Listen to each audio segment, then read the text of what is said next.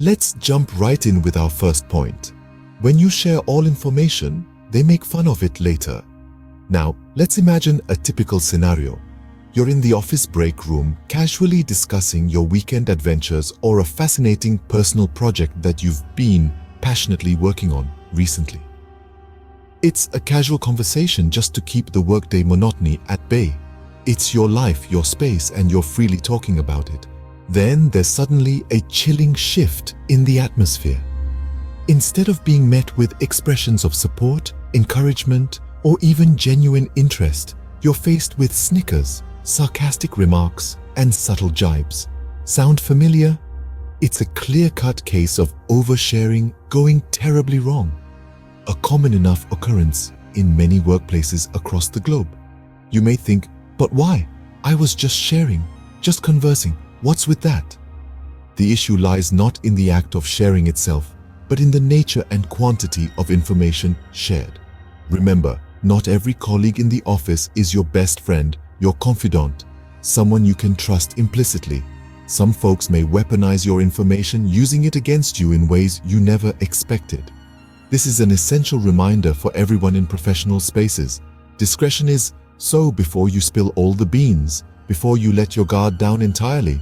Think twice, perhaps even thrice, about who you're sharing with and what you're sharing. Not everyone is privy to every detail of your life. It's important to draw the line somewhere. Now, on to our next point. When you share your information, they talk to your enemies and share it with them. This is a phenomenon we've all likely experienced at some point. You confide in a coworker, perhaps sharing personal details or voicing concerns about a project. You feel a sense of relief, thinking you've found a trustworthy ally in the workplace. Then, word gets around. Suddenly, the information you thought was shared in confidence is common knowledge, including to those you'd have preferred to keep in the dark. Maybe it's simply gossip, or worse, ammunition used against you professionally. Ever trusted a colleague only to discover later that they've betrayed your confidence to your office? It's a bitter reality to ingest, but regrettably, it's a scenario that's all too common in today's competitive work environments. As such, it's essential to be cautious with whom you with your secrets. Workplace camaraderie is undoubtedly important for a positive work culture. However, it's equally, if not more, crucial to safeguard oneself from possible traitors.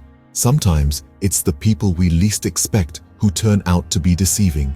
It's a fine line to walk, balancing open communication with personal protection, but it is a necessary skill to master in this cutthroat world. So, choose your confidants wisely and don't be afraid to keep certain details close to the vest.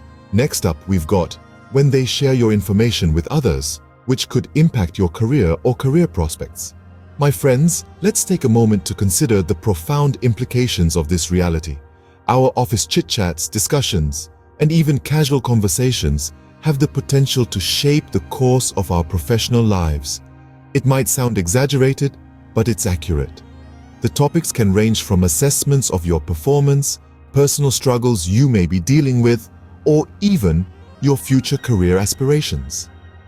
Remember, the office is a complex web of relationships, and the information you casually share can circulate faster than you think. It's like throwing a pebble into a lake. The ripples reach far and wide.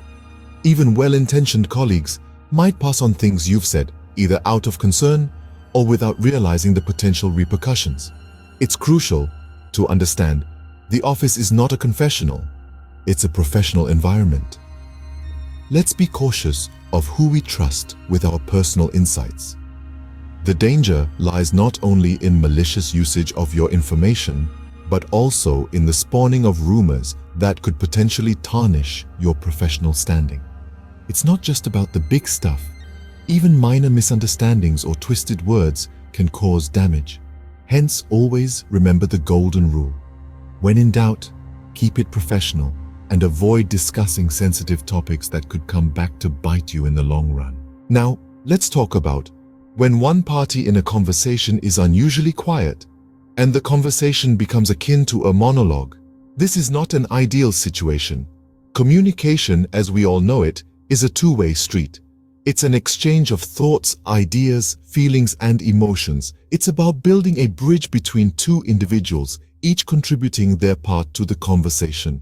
So, if you ever find yourself in a situation where you seem to be doing all the talking while the other person just listens, it's a cause for concern. It's time to hit the pause button and reassess the situation. There's something inherently wrong with a one-sided conversation. It feels off balance. It has the potential to make the dominating speaker feel uncomfortable and can also signal a lack of trust, interest, or engagement from the listener. It could be their way of expressing disinterest or their discomfort in sharing personal information. Either way, it's not a healthy form of communication.